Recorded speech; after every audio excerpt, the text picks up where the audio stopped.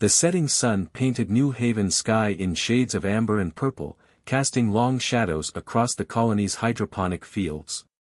Theo Harrison sat perched on his favorite branch of the old synthetic oak tree, his legs dangling freely as he watched the automated harvesters complete their evening rounds. At 11 years old, he found more comfort in observing the colony's machinery than playing with the other children in the residential dome. The colony of New Haven, established on the planet Kepler 186f, was humanity's newest attempt at extraterrestrial settlement. Unlike the crowded megacities of Earth, New Haven was a place of open spaces and endless horizons, where the air still smelled of possibility and adventure.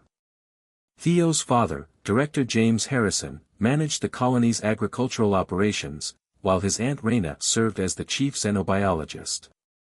Being related to two of the colony's most important figures meant Theo had access to areas most children couldn't dream of visiting, but it also meant he spent more time alone than most. That evening started like any other, with Theo sketching the complex patterns of the harvesting machines in his worn notebook. But everything changed when he noticed an unusual shimmer in the atmospheric barrier above the western fields. At first, he thought it was just a glitch in the force field, something that happened occasionally during dust storms. But this was different. The shimmer had a pattern, almost like ripples in a pond. Theo closed his notebook and climbed higher in the tree, straining to get a better view. The shimmer grew more distinct, and suddenly, the air itself seemed to tear open. Through the rift emerged three sleek vessels, their hulls covered in what looked like liquid metal that reflected the dying sunlight in impossible ways. His heart racing, Theo reached for his datapad to alert colony security, but something made him hesitate. The vessels weren't attacking, they were simply hovering, almost cautiously, as if studying the colony. Years of watching his aunt work had taught him that observation often revealed more than immediate action. The ships descended slowly, landing in a triangular formation at the edge of the western field. Theo's position in the tree gave him a perfect vantage point, hidden from view but close enough to see everything. The vessel's surfaces rippled, and portions of their hulls transformed into ramps that extended to the ground. From the central ship emerged tall, elegant beings unlike anything in his aunt's xenobiology archives. They stood at least 8 feet tall, their bodies covered in what appeared to be living armor that shifted colors with their movements. Their heads were elongated and smooth, with 4 eyes arranged in a diamond pattern that glowed with an internal light.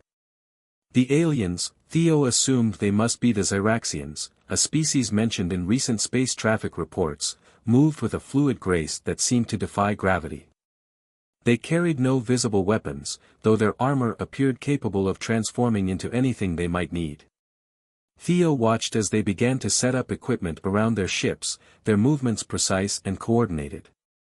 He noticed that one of them, slightly taller than the others with armor that shimmered with deeper blues, seemed to be in charge. This one kept looking around, not in a threatening way, but with what Theo recognized as curiosity, the same expression he often saw in his aunt's eyes when she discovered a new species. As the sun dipped below the horizon and New Haven's artificial lighting began to illuminate the colony, Theo made a decision that would change not only his life but the course of human-alien relations forever. Instead of alerting security, he pulled out his lunch container. Inside was his favorite sandwich, peanut butter and honey made from the colony's first successful bee harvest, along with some synthesized fruit and a packet of his father's prized real chocolate. Moving as quietly as he could, Theo climbed down from his tree. His heart pounded in his chest, but his hands remained steady. He had watched enough of his aunt's first contact protocols to know that sudden movements could be interpreted as threatening. So he walked slowly, deliberately, toward the alien vessels, his lunch held out in front of him like a peace offering. The Xyraxians noticed him immediately. Their equipment hummed to life, and their armor shifted colors rapidly, but they made no aggressive moves. The leader with the blue-tinted armor raised a hand, and the others stepped back, creating a path for Theo to approach. When he was about 10 feet away, Theo stopped and smiled. "Hi," he said, his voice clear in the evening air. "I'm Theo. Would you like to share my lunch?" The leader's 4 eyes blinked in sequence, and its armor rippled with patterns that seemed to match the rhythm of Theo's heartbeat. It took a step forward, moving with that same incredible grace, and knelt down to be closer to Theo's level. The being's face had no mouth that Theo could see, but somehow, he heard a voice in his mind, gentle and filled with surprise. "Young one," the voice said, "you show great courage approaching us this way. I am Commander Varl of the Xeraxian Exploration Fleet." Theo's smile widened as he opened his lunch container. "I figured if you came all this way, you might be hungry. And my aunt always says that sharing food is the best way to make friends." Word spread quickly through New Haven about the unusual first contact in the western fields. Director James Harrison paced in the colony's main control center, alternating between pride and concern as he watched the security footage of his son sharing a peanut butter sandwich with an alien commander. Aunt Reyna stood at the observation window, her dark eyes fixed on the Xeraxian ships below.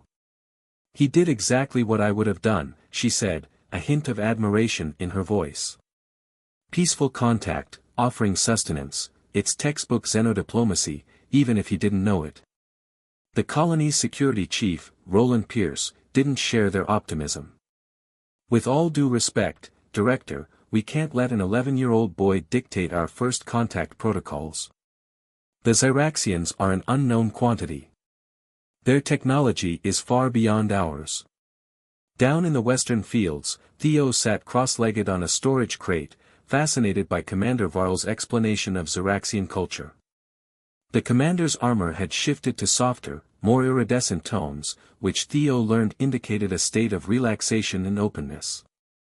"Our people have traveled the stars for millennia," Varl's thoughts echoed in Theo's mind, "but rarely have we encountered such immediate acceptance.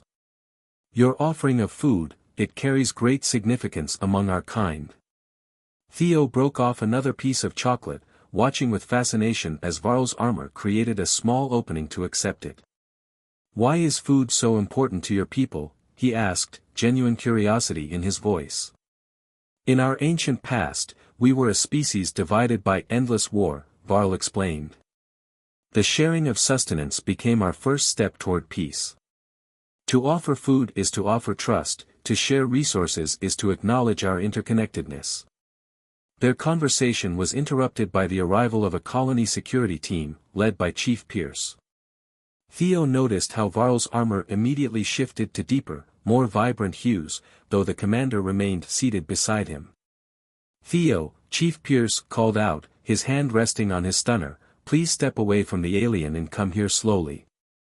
Before Theo could respond, another Xeraxian ship appeared in the atmosphere, its descent more urgent than the others had been. Commander Varl stood, armor pulsing with new patterns that Theo hadn't seen before. "The Craxi have followed us," Varl's thoughts carried an edge of concern. "Young Theo, your colony may be in danger." The new ship's design was similar to the Xeraxian vessels but darker, with edges that seemed to absorb light rather than reflect it. As it landed, Theo felt a shift in the air, a tension that hadn't existed moments before. "Who are the Craxi?" Theo asked, standing close to Varl despite Chief Pierce's continued calls for him to retreat. "They are separatists," Varl explained, "those who believe our species should conquer rather than explore. They have followed us across the galaxy, trying to prevent peaceful contact with other civilizations." The Craxi ship's hull split open, revealing warriors whose armor was jagged and aggressive compared to the smooth lines of the Xeraxians. Their leader stepped forward, their armor crackling with barely contained energy. "Commander Varl," a harsh thought voice cut through their minds, "consorting with primitive species again. Your weakness dishonors our entire race." Theo felt his father's hand on his shoulder. James had arrived with Aunt Reyna while everyone's attention was on the Craxi ship. But instead of pulling him away, his father squeezed gently and stepped forward. "I am Director James Harrison," he announced clearly. "This is a peaceful human colony, and my son has established diplomatic relations with Commander Varl. Whatever quarrel exists between your peoples, we wish no part in it." The Craxi leader's armor sparked with what seemed like amusement. "Diplomatic relations? With a child? This only proves how far the great Xeraxian Empire has fallen under leaders like Varl. Theo watched the exchange with growing understanding. The Craxi weren't just angry, they were afraid. Afraid of change, of different ways of thinking, of the unknown. He recognized it from the way some colonists reacted to new ideas or discoveries. Commander Varl, Theo spoke up, his young voice steady, you said sharing food was how your people first found peace. Did all Xeraxians accept that peace right away? The question seemed to catch both Varl and the Craxi leader off guard. Varl's armor rippled with what Theo had learned was their equivalent of a smile. No, young one, Varl replied, allowing everyone to hear. Many resisted. They feared change would weaken us. But in the end, it made us stronger. Perhaps, Theo continued, reaching into his lunch container one last time, some traditions are worth keeping. He walked forward, past the stunned security team, and held out the last piece of chocolate to the Craxi leader. The field fell silent. The Craxi leader's armor shifted through various aggressive patterns before settling into something more uncertain. In that moment, as a child offered food to a warrior, the weight of ancient Xeraxian tradition hung in the air like a physical force. The tension in the western fields stretched like a wire about to snap. The Craxi leader stared at the piece of chocolate in Theo's outstretched hand, their armor cycling through patterns of confusion and conflict. Behind Theo, both humans and Xeraxians held their breath, aware that this moment could tip either toward peace or chaos. Finally, the Craxi leader's armor shifted, creating a small opening similar to what Varl had done earlier. With movements that seemed almost reluctant, they accepted the chocolate. The moment it made contact with their systems, their armor rippled with unexpected patterns. This, substance, the Craxi leader's thought voice had lost some of its harshness. It contains compounds similar to our sacred memory fruits. Aunt Reyna stepped forward, her scientist's curiosity overtaking her caution. Memory fruits. Are these significant in your culture? Before the Craxi leader could respond, a new signal cut through the evening air. More ships were appearing in the atmosphere, dozens of them, their designs a mix of Xeraxian and Craxi styles. The colony's warning systems blared to life, and Chief Pierce's security team raised their weapons. The battle fleet, the Craxi leader's thoughts carried a note of satisfaction. Now you will all understand the true strength of. They were cut off by a sudden burst of communication from the new arrivals. Commander Varl's armor pulsed with what Theo had learned was surprise. These are not just warrior ships, Varl announced. The Council of Elders themselves have arrived. This has not happened in 7 generations. The sky above New Haven became a canvas of shimmering metal as the new ships took position. The largest vessel, its hull adorned with intricate patterns that seemed to tell a story in light, descended to hover just above the field. From it emerged 5 figures whose armor made both Varl's and the Craxi's look simple in comparison. The Council of Elders moved with a gravity that seemed to bend space itself. Their thought voices, when they came, resonated with ages of wisdom. We have watched, they communicated in unison, their thoughts reaching everyone present. We have seen what transpired here. A child, without knowledge of our ways, instinctively chose the path our ancestors discovered millennia ago. Theo felt his father's hand on his shoulder again, protective but proud. The elders approached, their armor flowing with colors Theo had never seen before. Young one elder addressed him directly, do you understand what you have done? Theo swallowed hard but met the elder's four-eyed gaze. I just shared my lunch, he said simply. When people share food, they have to stop fighting long enough to eat it. And sometimes, that's enough time to realize they don't want to fight anymore. A ripple of something like amusement passed through the elder's armor. From the minds of children comes wisdom uncluttered by prejudice, another elder observed. Commander Varl, you were right to answer the child's offering with respect. The Craxi leader's armor had shifted to more subdued tones. But our ways, our strength. Is strength only measured in weapons? Theo asked, surprising himself with his boldness. Commander Varl told me your people were stronger after finding peace. Maybe strength is being brave enough to try something new, even when it's scary. The elder's armor pulsed with approval. The great divide that split our people, they explained, began with a refusal to share resources, to acknowledge our common needs. The Craxi believe they preserve our strength by maintaining isolation and aggression. Yet here, on this distant world, a human child demonstrates that our oldest truths still hold power. Director Harrison stepped forward. Whatever significance my son's actions hold for your people, know that New Haven is willing to establish formal diplomatic relations with both Zeraxian and Craxi factions. The elders turned their attention to him.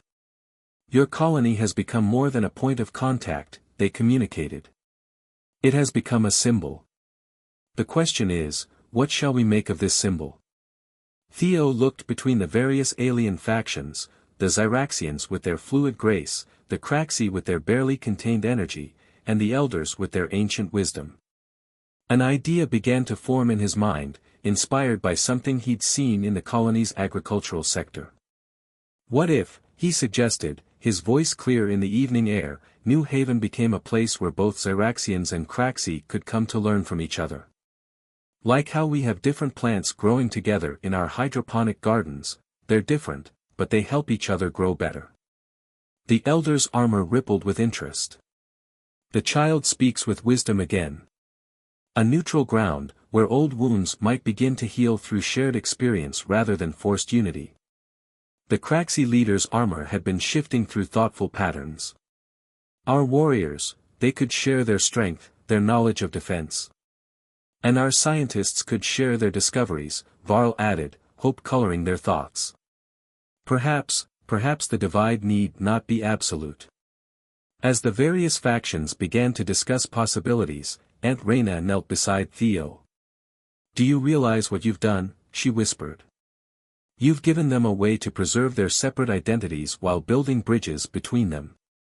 All because you decided to share your lunch.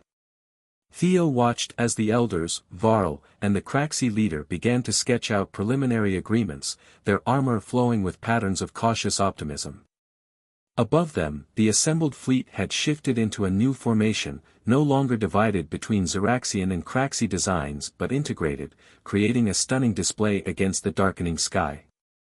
3 days after the arrival of the Council of Elders, New Haven had transformed from a quiet colonial outpost into a hub of interstellar diplomacy. The western fields now hosted a temporary settlement of shimmering alien structures, their surfaces constantly shifting to adapt to the planet's changing light and temperature. Theo spent every moment he could among the visitors, absorbing their stories and customs. Today, he sat in what the Zyraxians called a knowledge sphere, a room that could project three-dimensional images of their history. Commander Varl and, surprisingly, the Craxi leader, who had introduced themselves as Nexar, were showing him the true story of their people's divide. Our world was not always divided, Varl's thoughts painted pictures in the air, showing a beautiful planet with crystal spires and living metal forests. We were one people, united in our pursuit of knowledge and exploration. Nexar's armor rippled with old pain as they added their own memories to the projection. The Great Divide began not with war, but with fear. Fear of what we might become if we continued to change, to evolve. The images shifted, showing a civilization at a crossroads. Some Zyraxians had begun to develop new abilities, their armor becoming more integrated with their consciousness, while others sought to maintain their original forms and traditions. But that's not the whole truth, is it? Theo asked, noticing patterns in the historical images that reminded him of something his aunt had taught him about biological adaptation. You're still changing, both of you, just in different ways. Both aliens' armor pulsed with surprise. Varl turned to Nexar, their patterns shifting in what Theo now recognized as realization. The child sees what we have missed. Look at your armor, old friend. It is as evolved as ours, merely along a different path. Nexar's armor rippled with conflicting emotions. Our warriors focused on strength, on protection. And our explorers focused on adaptation and communication, Varl completed the thought. Neither path was wrong. Outside the knowledge sphere, New Haven buzzed with activity. The Council of Elders had approved Theo's suggestion of making the colony a meeting ground, and preparations were already underway. Aunt Reyna worked with teams of both Zeraxian and Craxi scientists, studying how their different evolutionary paths might complement each other. Director Harrison had his hands full managing the logistics of this sudden expansion, but he couldn't help smiling every time he saw his son moving easily between the alien groups, asking questions that made even the elders pause in thought. "Your son has a gift," one of the elders communicated to him during a planning session. "He sees connections where we saw only divisions." In the knowledge sphere, Theo watched as the combined memories of Varl and Nexar revealed another layer of their history. "You were friends once," he said suddenly, seeing a pattern in their shared memories. Before the divide. The two aliens' armor synchronized briefly in patterns of remembered companionship. "We trained together," Nexar admitted. "Before I chose the warrior's path and Varl chose exploration. And now you're both here," Theo observed, sharing memories again. Maybe that's what the memory fruits were really about, not just sharing food, but sharing stories too. A new presence entered the sphere, one of the elders, their armor flowing with curious patterns. "You understand much, young one. The memory fruits of our ancient past did more than nourish, they carried the experiences of those who cultivated them. When shared, they helped us understand each other's perspectives." Theo's eyes lit up. "Like the chocolate. That's why it reminded you of memory fruits, isn't it? Because it makes people feel good, and when people feel good, they're more willing to listen to each other." The elder's armor rippled with approval. "Which is why we have decided to accept your colony's offer, with an addition. We wish you, Theo Harrison, to be our first young ambassador." Theo's heart skipped a beat. "Me? But I'm just a kid." "Perhaps," Varl's thoughts were gentle, "that is exactly why you are suited for this role. You see with unclouded eyes. You ask questions we had forgotten to ask." Nexar's armor shifted to show agreement. "Our warriors respect strength, but you have shown us that strength comes in many forms. The courage to offer friendship to strangers, to question old assumptions, these too are forms of strength." The elder gestured, and the knowledge sphere filled with new images, plans for what New Haven would become. A center for learning, where young Zyraxians and Craxi could come together, guided by human perspectives untouched by their ancient divisions. "Your father and aunt have agreed," the elder communicated, "provided you wish to accept this role. You would learn our ways, all our ways, and help others understand each other as you have helped us." Theo looked at the plans swirling around him, educational centers, research facilities, and gathering places where different species could share meals and stories. He saw Varl and Nexar standing side by side, their armor patterns complementing each other in ways that would have seemed impossible days ago. 1 month after the historic first contact, New Haven had become unrecognizable. The once quiet colony now bustled with activity as crystalline structures rose alongside human buildings, their surfaces shimming with living light. In what used to be the western fields, a grand hall stood nearly complete, its architecture a stunning blend of human practicality, Zeraxian fluidity, and Craxi strength. Theo stood at its entrance, taking in the sight of aliens and humans working together. His new role as young ambassador had given him responsibilities he never imagined, but also opportunities that made his heart soar with excitement. "Contemplating the changes, young friend?" Commander Varl approached, their armor displaying peaceful patterns that had become common since the reconciliation began. Beside them walked Nexar, whose once aggressive armor now showed more subtle, complex patterns. "I was just thinking about that first sandwich we shared," Theo replied with a smile. Who knew peanut butter could change so much? The memory brought a ripple of amusement through both aliens' armor. "The smallest seeds can grow into the mightiest trees," Nexar's thoughts carried warmth that would have been unthinkable a month ago. "Your simple act of sharing food revealed truths we had forgotten." Inside the Grand Hall, preparations were underway for a ceremony that would formalize the agreements between humans, Zyraxians, and Craxi. Director Harrison and Aunt Reyna were reviewing final details with the Council of Elders, while teams of workers from all three species added finishing touches to the interior. Theo, his father called, waving him over to a group that included several elders. "We need your input on something." As Theo approached, he saw they were discussing the design for a central sculpture, a monument to commemorate the new alliance. The current design showed traditional symbols of each species arranged in a formal pattern. "It feels too separate," Theo said after studying the design. "What if instead we showed how things came together? Like, maybe a shared meal with all three species sitting together?" The elder's armor rippled with approval. "Again, wisdom from the young," one communicated. "Not a monument to our differences, but to our connections." As the day of the ceremony approached, ships arrived carrying young Zyraxians and Craxi who would be among the first to study at what was now being called the Convergence Academy. Theo watched them arrive, remembering his own first encounters and smiling at their mixture of uncertainty and excitement.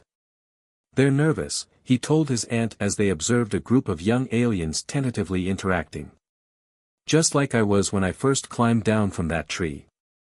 Reyna squeezed his shoulder. "But look at them now." She gestured to where young Zyraxians and Craxi were already beginning to share stories, their armor patterns shifting in harmony as they discovered common ground. The ceremony itself was unlike anything New Haven had ever seen. The Grand Hall was filled with representatives from all three species, their combined presence creating a symphony of light as armor patterns rippled through the crowd. The Council of Elders had prepared a special surprise. They had managed to cultivate a hybrid of Earth's cacao plants and their own memory fruits. "A new food," they announced, "for a new era. One that carries the memories of all our peoples." When Theo took his place at the ceremony, standing between Varl and Nexar, he felt the weight of the moment. But it wasn't a burden, it was like the feeling he got when watching New Haven sunsets from his favorite tree, a sense of being part of something vast and beautiful. "As we formalize these agreements," one elder communicated to the assembled crowd, "let us remember how this began. Not with grand gestures or complex negotiations, but with a child's simple offering of friendship." The hybrid chocolate memory fruits were shared among all present, and as each person tasted them, they experienced flashes of shared memories, the fear and pain of the ancient divide, the long years of separation, and the moment when a young boy's act of kindness began to heal wounds that had festered for generations. "The future we build here," Theo addressed the gathering, his voice clear and confident, "doesn't have to erase who we are. The Zyraxians can still be explorers, the Craxi can still be warriors, and we humans can still be, well, human. But now we can also be something else, friends." As if in response to his words, the hall's crystalline walls pulsed with light, reflecting the harmonious patterns now flowing through both Zyraxian and Craxi armor. Outside, the sun was setting over New Haven, painting the sky in colors that seemed to celebrate the moment. Director Harrison watched his son with pride, remembering the quiet boy who used to spend hours alone in his tree. Now that same boy had helped bridge the gap between species, not through grand strategies or powerful weapons, but through the simple, profound wisdom of sharing what he had. As the ceremony concluded and the new era officially began, Theo smiled at the thought of all the new friends he would make, all the stories he would hear, and all the lunches he would share. Sometimes, he realized, the biggest changes start with the smallest gestures, like offering a sandwich to a stranger on a warm evening in the western fields.